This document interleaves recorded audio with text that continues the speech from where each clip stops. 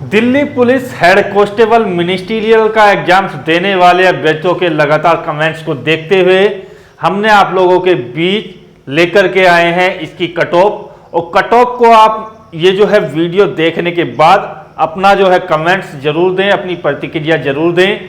आपने कितने questions attempt किए और आपकी क्या एक्यूरेसी है, आपकी कैटेगरी क्या है।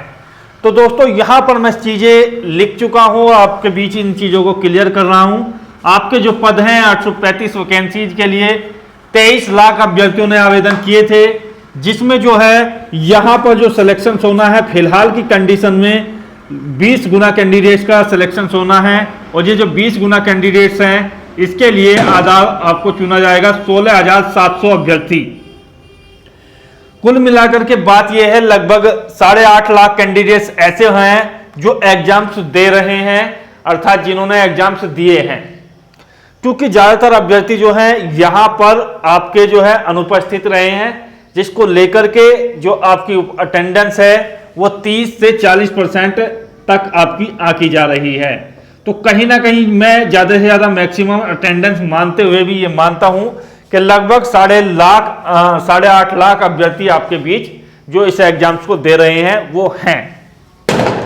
बात करते हैं पुरुष और महिला की कैटेगरी वाइज कट ऑफ की।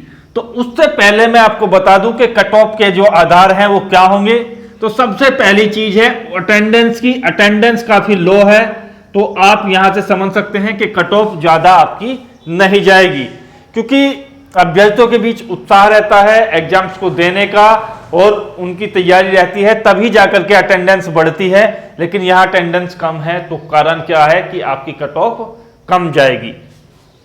दूसरी बात आती है पेपर के स्तर की। तो पेपर के स्तर की बात की जाए तो विभिन्न शिफ्टों में आपके पेपर हैं, डेली आपके एग्जाम्स हो रहे हैं।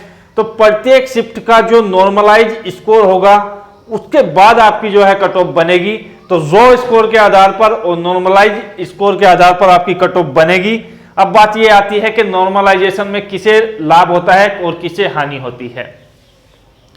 तो देखिएगा इस चीज का जो है पेपर की हार्डनेस पर निर्भर करता है। तो वैसे तो जो है बाद की शिफ्टों के पेपर जो है लगातार हार्ड होते जाते हैं, लेकिन शुरू वाली शिफ्टों को पेपर का पैटर्न नहीं पता होता है और उनको इतना अनुभव नहीं होता है, तो शुरू वालों का भी पेपर उतना अच्छा नहीं जाता है, चाहे वो भले ही आपका इजी आ जाए। आप जो है कमेंट्स में जरूर बताएं कि आपने कितने क्वेश्चन सही किए हैं, कितने आपने गलत किए हैं। बात करें इसमें सबसे बड़ा जो फैक्टर है एक ये भी है कि नेगेटिव मार्किंग आपकी जो है बहुत भारी भरकम है। 0.5 की आपकी जो है नेगेटिव मार्किंग है। तो कुल मिलाकर के यदि आपने 2 क्वेश्चन गलत कर दिए हैं, 1 क्वेश्चन सही कर दिया है, तो 3 क्वेश्चन पर आपको जो है मार्क्स मिलेंगे 0। तो ये सबसे बड़ा फैक्टर है। जो अभ्यर्थी यदि यहाँ पर 70 क्वेश्चन कर करके आ रहे हैं, बोल रहे हैं, और आप भी कमेंट्स में कीजिएगा कि आपकी एक्यूरेसी आपके हिसाब से क्या है। तो मेरा मानना है कि लगभग 10% जो है बहुत ज्यादा शुद्धिकरण के बाद भी आपसे गलतियां हो जाती हैं।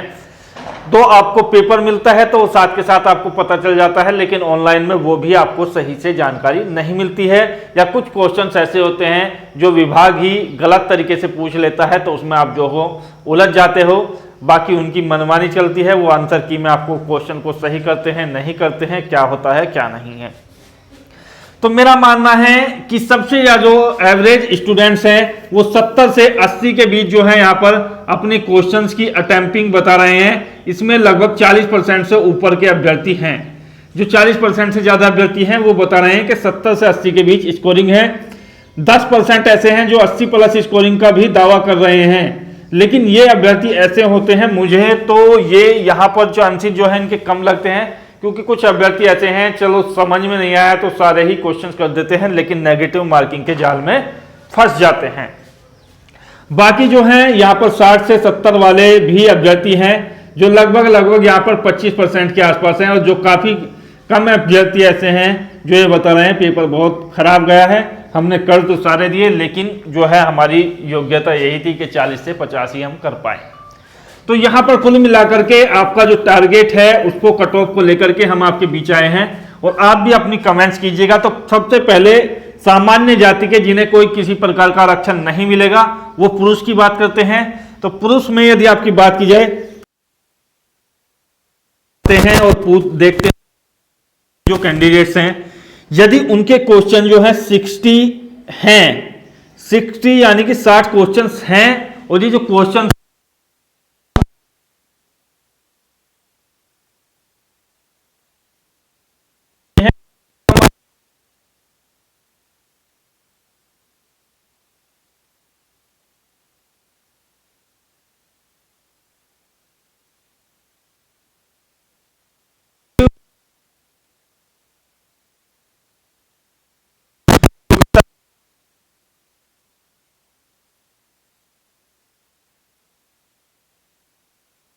से कुछ क्वेश्चन गलती हो गए हैं, तो वो जो है अपनी 15 से 20% तक की भी गलती मान सकते हैं। तो नेगेटिव आपके मार्क्स जो है 60 से ऊपर हैं, तो आप जो है इसके लिए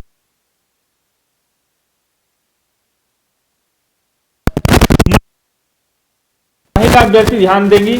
50 से ऊपर के जिनके मार्क्स बन रहे हैं वो अपनी जो है तैयारी शुरू कर दें फिजिकल के लिए, टाइपिंग के लिए। ओबीसी में यदि कैंडिडेट्स है तो ओबीसी में ज्यादा डिफरेंस आपको देखने को नहीं मिलेगा। 58 प्लस मार्क्स जिन लोगों के बन रहे हैं वो अपना तैयारी शुरू कर दें। महिला कैंडिडेट्स हैं ओबीसी में, तो देखिएगा यहाँ पर जो आपके मार्क्स हैं वो लगभग जनरल की समानता के आसपास ही आपको मिलेंगे, और 49 के आसपास आपके मार्क्स बन रहे हैं ओबीसी महिला में, तो अपनी तैयारी आप जो है जोर शोर से शुरू कर सकते हैं।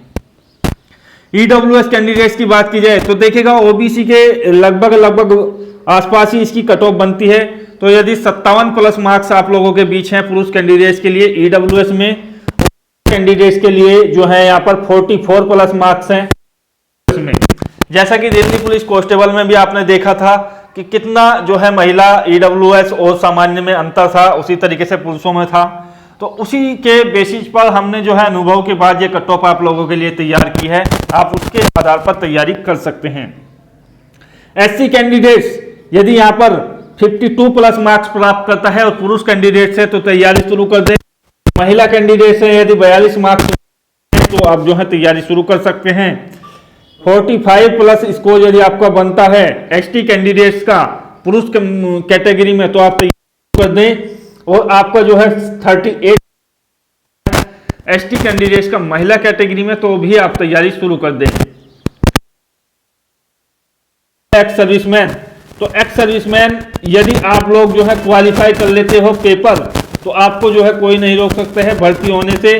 आपका जो है फिजिकल और आपका केवल उस पर ही आपका होगा कि यहाँ एक्स सर्विसमैन ने जो फॉर्म भरे हैं वो काफी,